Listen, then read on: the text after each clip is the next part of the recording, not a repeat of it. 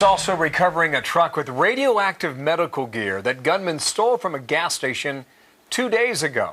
We're told the suspects opened the container and that exposure might kill a human being in a matter of days. Casey Stiegel was on the story from the beginning, back in Dallas with it today. Casey?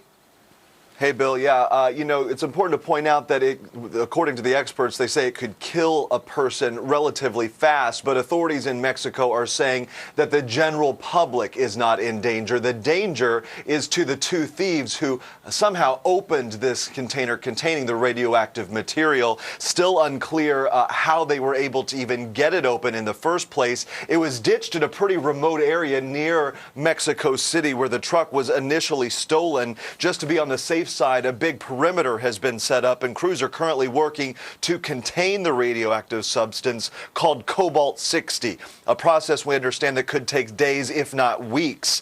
The Mexican government may need assistance from the United States or the International Atomic Energy Agency in doing so. Look at what this was stored in, a fortified shield protecting the material inside. Somehow they got it open. Health officials say the thieves were likely exposed to a fatal amount of radiation, but as of right now, they're still on the run. This raises a much larger question: how nuclear material is handled, how it's stored, transported around the world. Mexico's top nuclear official says this truck was not outfitted with GPS like it should have been to track it once it was stolen from that gas station. And one expert on nuclear security calling for change to better protect these extremely dangerous items.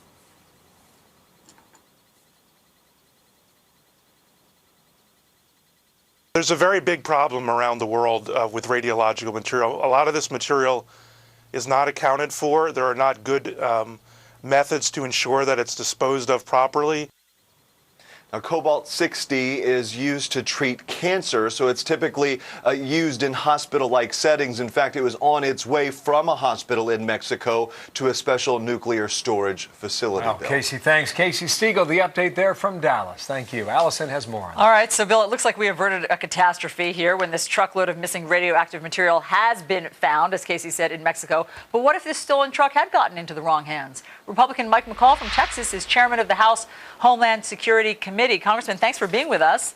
Thanks for having me. So this was a nerve-wracking 2 days where we didn't know what the status of this truck is. How much of this radioactive material is floating around on our highways or Mexico's highways at any one time? Well, I can't give you the precise amount, but there are hundreds of hospitals that have this material. After 9/11, the federal government, we passed very strict laws to safeguard these materials and make sure the drivers are vetted from a criminal history background perspective. So I think we're a lot safer here in the United States than, say, the Mexican standards are. We are working with the Mexicans. I led a delegation down to Mexico City to talk about security measures, this being one of them. And, my biggest concern from a Homeland Security perspective would be this material crossing across the border into the United States, yes, and then being used to perpetrate say like a dirty bomb situation. Of course. Well, let me just tell you the scary statistic that I read this morning. 6 thefts of radioactive materials are reported every single year in Mexico. Now, mind you, the thieves don't seem to be going after this material. They're usually trying to take the vehicle, and they're in for an extremely rude awakening if they open that shipping container. But still, if this were to fall into the wrong hands, what would be possible if it were to fall into the hands of terrorists? Well, I think, Al, you made an important point that these were really thefts of vehicles, not to steal the radioactive materials. However, it does expose a great vulnerability that's out there, that they're not adequately safeguarding these materials. And just a small amount of this stuff coming into the United States across what we know is a very porous open border could be used with a stick of dynamite to set off a dirty bomb in a major city. So again, from my perspective, I want to do everything I can to make sure not only that the Mexicans are safeguarding this better than they are currently, but also that it does not come into the United States. I think our procedures in the United States are very sophisticated. I don't have as much confidence with respect to Mexico Well, and we need to work on that issue. Of course not. I mean, as Casey Siegel just reported, this truck didn't even have a GPS system in it. So Congressman, what can we do? What can we do given that they have these materials go missing in Mexico more often than we're comfortable with? What's the answer? Well, the IAEA has jurisdiction over this.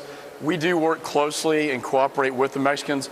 Their response efforts were actually very good in this case. But, you know, in this case, you had a driver that just fell asleep at the wheel, and then he was carjacked. And then the thieves saw this radiological material, and they ran from the scene because it scared them. But I think we need to work more closely with Mexico to make sure there are better safeguards in place, kind of like what we have in the United States after 9/11. Make sure that Mexico has those standards so that this material could never enter the United States and be used against Americans to kill them. Absolutely. Well, Congressman Mike McCaul, thanks so much for bringing it to our attention and talking.